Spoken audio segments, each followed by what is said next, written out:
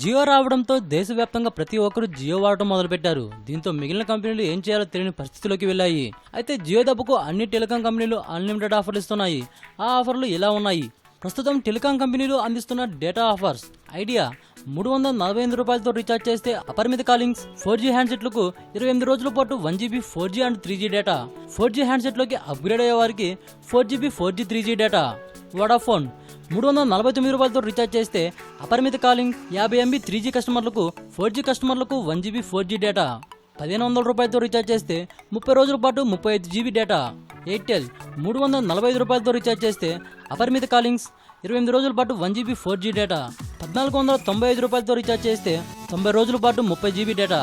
BSNL 339 రూపాయలతో recharge చేస్తే అపరిమిత కాలింగ్స్, 28 రోజుల పాటు 1GB డేటా.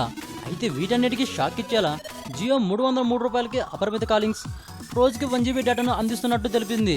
అయితే ఈ ఆఫర్ కేవలం ప్రస్తుతం వినియోగదారులకే అందనుంది. 2018 మార్చి 31 వరకు ఈ ఆఫర్ అందుబాటులో ఉండనున్నట్టు రిలయన్స్ అధినేత ప్రకటించారు.